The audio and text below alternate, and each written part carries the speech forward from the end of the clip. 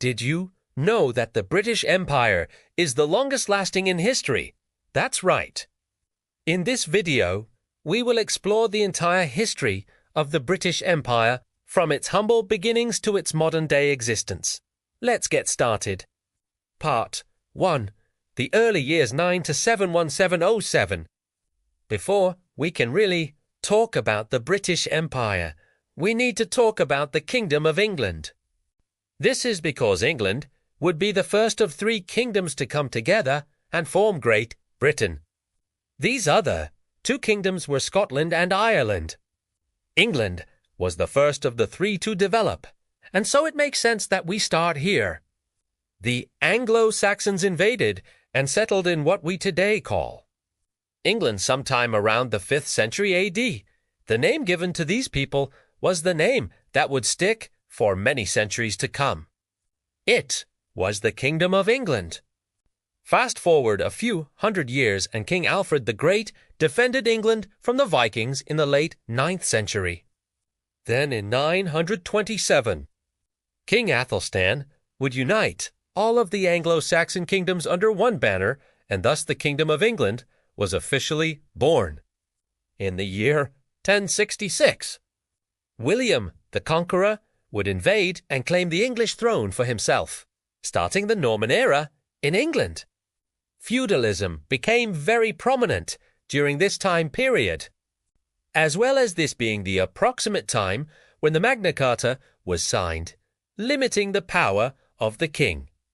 The Black Death then devastated England in the 14th century, killing perhaps a third of the population. Then in 1485, the Wars of the Roses would end with the victory of Henry Tudor, who would become the first Tudor monarch of England. At the beginning of the 16th century, England began to grow as a seafaring nation. This led to the first English colonies in America being established in the early 1620s during the reign of Elizabeth I. England defeated the Spanish Armada in 1588, but following her death in 1603, the Scottish King James VI would take the throne, uniting the crowns of Scotland and England. Part 2. The beginning of an empire, 1707-1801. Following the War of the Spanish Succession, the terms of which included the Asinto de Granada, Spain ceded Gibraltar to the British in 1704, then in 1707. The Acts of Union would merge the kingdoms of England and Scotland into the Kingdom of Great Britain.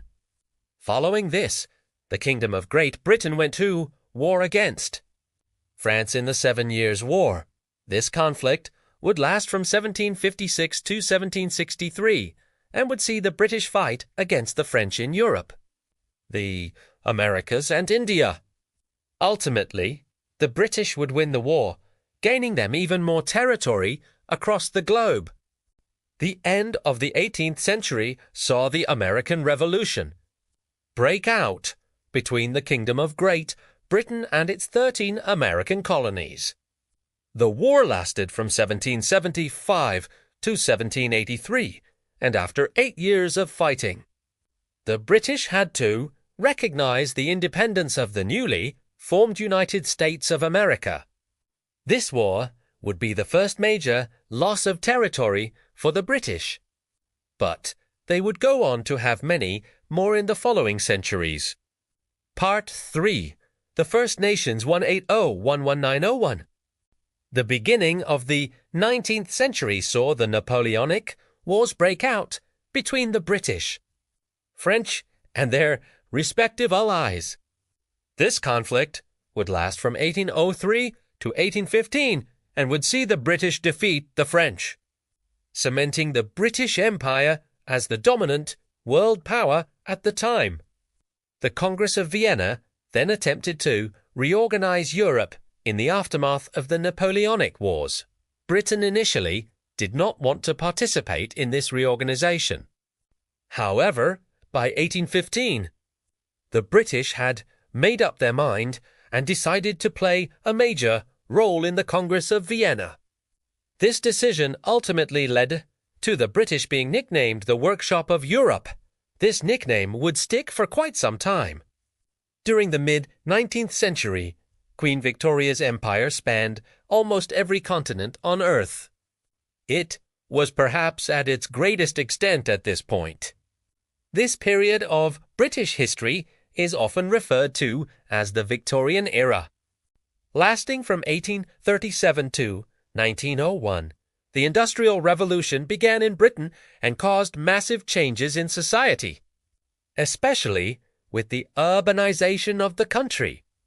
At this point, Britain became the world's first modern industrial society. The end of the 19th century saw Britain fighting in a number of conflicts, including the Anglo-Afghan War, the Anglo-French Sudan War, and the First Boer War. All of these wars resulted in the British having to fight against various local forces and in turn allowing these locals to gain valuable experience and knowledge of warfare. Something that the British would soon find out the hard way. Part 4. The Second Nations 190-119 for 5. The beginning of the 20th century saw the Second Boer War break out in South Africa between the British and the Boers. The war lasted from 1899 to 1902, and despite the British winning, it was much more costly than expected. This would be the last war that Queen Victoria would oversee. She died in 1901 and would be succeeded by King Edward VII in 1914. Europe would erupt into war as Germany would declare war on them following the assassination of Archduke Franz Ferdinand. The war would last for years and see the British fight against the Germans in Europe, Africa, and the Middle East. Millions of British men would serve and many would not return home. In 1919, the British would defeat the Ottoman Empire in the Middle East, and so they would occupy Palestine, which would anger the local Arabs, leading to the Arab Revolt of 1936, which the British would put down. The interwar period saw the British struggling to deal with the Irish, who wanted independence from the British rule. This resulted in the Irish Free State being formed in 1922. Then in 1939, the Second World War would begin between the British, the Germans, and their respective allies. The war would last for 6 years and see the British fight against the Germans in Europe, Africa, and Asia. It would also see the Japanese attack the British in Asia and the Far East. The British would eventually win the war, but not without great cost. They had lost many territories across the world, such as Burma, India, and Sri Lanka. Additionally, they had lost many people in the war effort. Part 5. The Decolonization and the Modern Day. Following the Second World War, the British Indian and Pakistani people wanted independence from the British rule. And so in 1947, both India and Pakistan would gain independence. This was the beginning of the end for the British Empire. Throughout the late 1940s and the 1950s, most of the remaining British colonies across the world would gain their independence, leaving the British with only a handful of territories left. The British then went through a period of decolonization, which saw them attempt to modernize and diversify their economy to keep up with the modern world. Today, the British Empire is no more, but the British Commonwealth still exists. The British Commonwealth is a group of 54 countries across the world who were at one point ruled over by the British.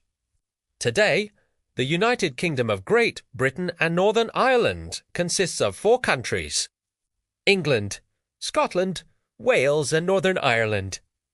The United Kingdom is a constitutional monarchy with a parliamentary system of government. The United Kingdom has a population of around 67 million people, making it the 3rd most populous country in Europe after Russia and Germany. The United Kingdom's GDP is around $2.7 trillion US, making it the 6th largest economy in the world. If you enjoyed this video, then make sure to subscribe. Thanks for watching.